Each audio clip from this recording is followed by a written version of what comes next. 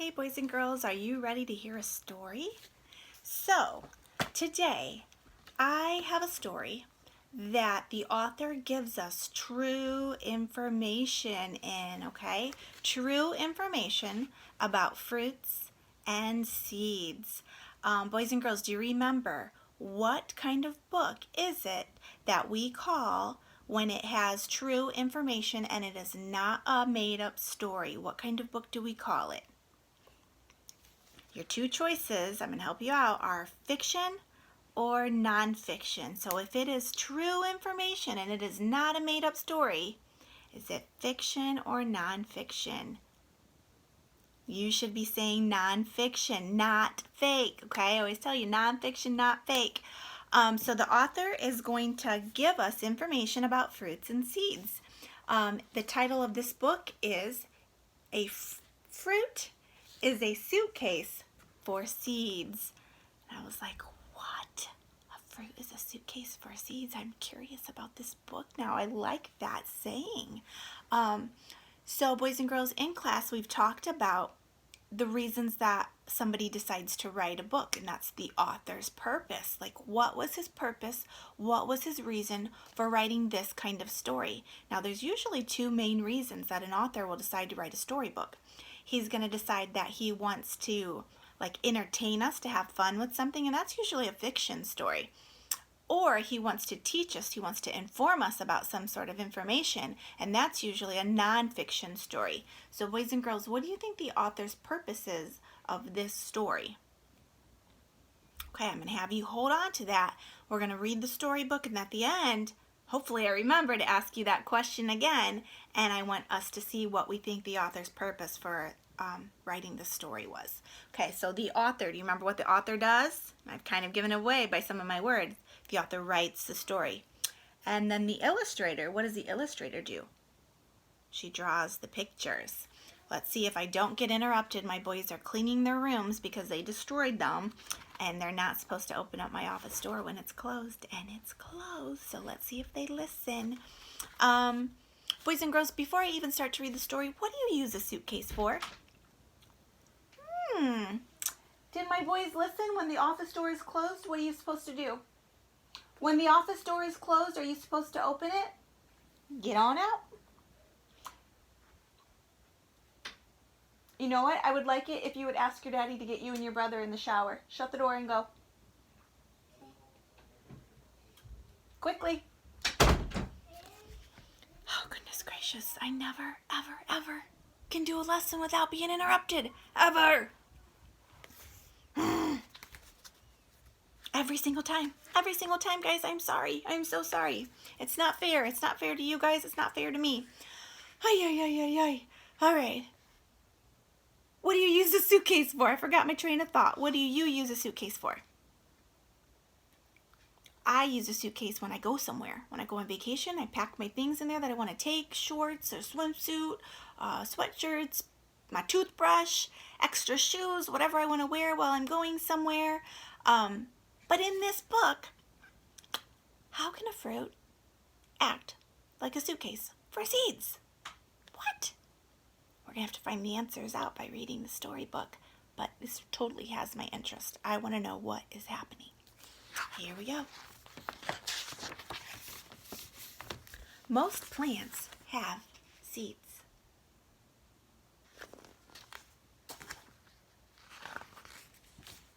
When you put a seed in the ground and water it, a new plant grows from it.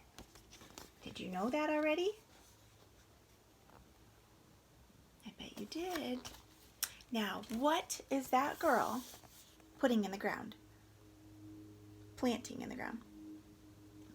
She's planting an acorn, which is a kind of seed. Did you know that? Because when I first thought of an acorn, I think of a nut, but it's not. It's a seed. And what is growing from the seed?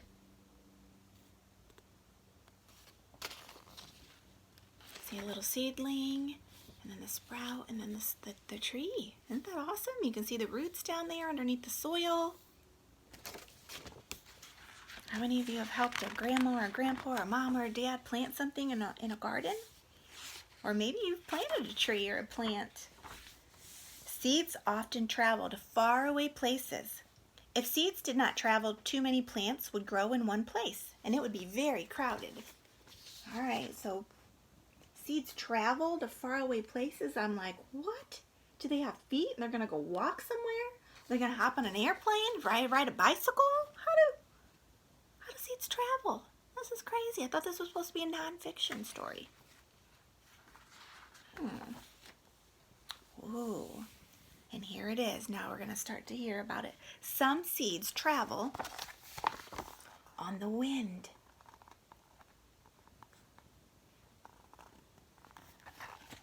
Some seeds travel in the water.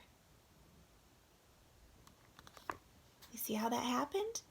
It fell off the tree into the water, the branches on there, and the leaves have some seeds on them. And then the stream's going to take it down to wherever it may go. And here, somebody's using their breath to blow. Or maybe just the regular wind is grabbing it and blowing it also. Okay, so what might happen to the seeds when they reach a new home? They might land somewhere. It might rain on them, and we know rain's good for plants. And then they might start to grow. Yeah. So, what are any of you noticing what's happening at the bottom of the page? There's lots of little suitcases, just like what people use. Okay, that's fine. Close my door and I'll do it when I'm done. Do not open my door again. So sorry. Hayes clearly does not know how to follow directions. Good thing he has a couple years before he goes to school, huh? Many seeds travel inside fruits. What? Does anybody know what that fruit is? It's one of my favorites. A pomegranate. I love these. These are delicious, but they are a pain in the booty to get those little seeds out to eat them. The fruit is like a suitcase for the seeds. It protects them on their trip. Now, do seeds really travel in a suitcase, as this illustration shows? No, the author is not saying that a fruit is actually a suitcase. The author is just saying that a fruit and a suitcase are alike in the same ways. She's making a comparison to this fruit that's carrying the seeds and then the suitcase that's carrying the seeds, because they're doing the same thing, just in different ways. Nobody really carries fruit seeds in a suitcase. At least I don't think, not that I'm aware of. And then the reason was to protect it on its trip, because these seeds are the yummy part to eat of this fruit. So you want it protected for sure. Apple seeds, do we need to protect those so we can eat them? Not usually, but people might want them so that they can plant them. Fruits look beautiful and taste good, so animals and people eat them and drop the seeds in different places. Oh yeah, look at those monkeys getting after it.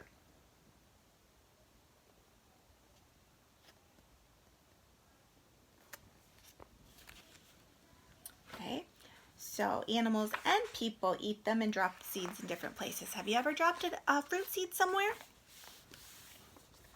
Some fruits carry one big seed inside them, and the seed is called a pit. I can't remember, I think I was just explaining this to Hayden the other day because I love to eat avocados, and I was taking the middle part out and I was telling him that it was called a pit. Look at that page, look at all those fruits. Now I already gave you a hint of one, I said an avocado, but what fruits do you see? Okay, and then do you see the words around them? I can't really read upside down or reverse here, but the words around them tell us the names of each fruit. So let me scooch this over. Cherries have pits. A plum has a pit, and you do not want to eat those. They do not taste yummy, the pits of any of these. A peach has a pit. An apricot has a pit. And like I told you already, the avocado has a pit. None of those are yummy to eat, but those are the seeds, but it's just one big seed in the center, and it's called a pit. A cherry is one of these fruits.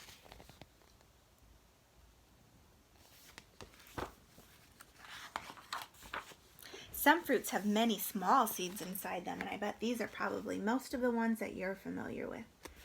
A lemon, apple, a pear, watermelon. Oh, I love watermelon. An apple is one of these fruits.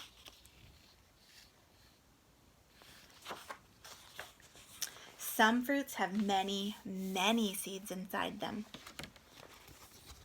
A banana, a kiwi, a blueberry. Now sometimes, like blueberries, they're so small that you might just pop them in your mouth. But if you've ever cut one in half and looked inside, there are a lot of seeds in them. See right there? Look at the kiwi, all of those seeds. You can pretty much feel those when you eat a kiwi. And inside the banana also. A kiwi is one of these fruits. Look at all those suitcases still.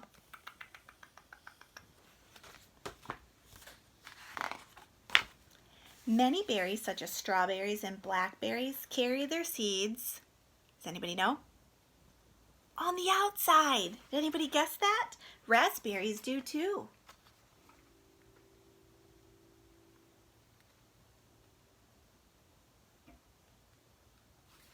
I love strawberries. Some vegetables we eat are really fruits. What? Imposters? Vegetables are fruits? 911! They carry seeds too. You ready? You ready to get your mind blown? You ready to hear what vegetables are imposters and they're really fruits? A butternut squash. A tomato. A pepper. Cucumber. Acorn squash. And an olive. What? What? No, oh, and I've almost missed one. Green beans. This is crazy. Peas are seeds. What? Peas are actually seeds? Are you kidding me? It's true.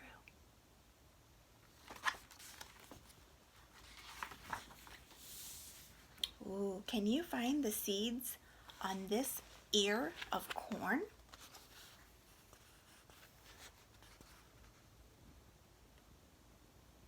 How many of you like to eat corn? We love corn on the cob in our house, and we like regular corn too. That's off the cob. So what did you decide? Where are the seeds in this vegetable? They're right on it. How many different ways do you guys eat that kind of corn? The seeds are the part that you eat.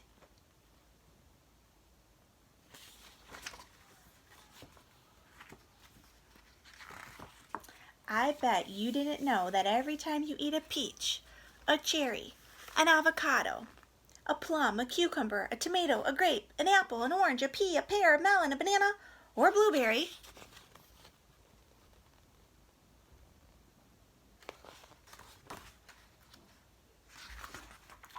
you're really eating a suitcase. A suitcase for seeds. Now, are you really eating a suitcase, or is that just something that they're saying? Yeah, that's just a play on their words. And that is the end. So, boys and girls, now that I've read this story, what I want you to do, I want you to get some writing paper. Maybe the kind that has the drawing spot at the top and then the lines, sentences at the bottom. And I want you to pick me 2 types of fruit that we read in the story. And I want you to draw your illustration with the fruit and their seeds. And then I want you to write me a sentence about that fruit. So, for example, if one of your drawings was the watermelon, I would want you to draw the illustration of the watermelon, label it, show me the seeds, and then write a sentence below it that tells me about the watermelon. Okay? But remember, I want you to do 2 pictures, so maybe leave a spot for half and half, and then you should have enough space down below to write your sentences, or maybe you need to use 2 pieces of paper, and that's fine. Now, boys and girls, we should be getting better with our writing. So I don't want it to be a simple sentence, okay? I don't want it to say, let's see here. Oh, like, so for this one that they just showed us, it said a watermelon has a lot of small seeds. That's a great sentence because it has lots of information about it. A simple sentence would just say a watermelon has small seeds. Like, by adding that detail of it has a lot of small seeds, that gives us a little bit more. Or you could tell me a little bit about the seeds and then a little bit about the fruit, just so it's a little bit more words to your writing, okay? All right, boys and girls, I will pick 2 fruits and I will illustrate them the best that I can. And then I will write 2 sentences to go along with my fruits also, and I'll post it right below this video. Can't wait to see yours.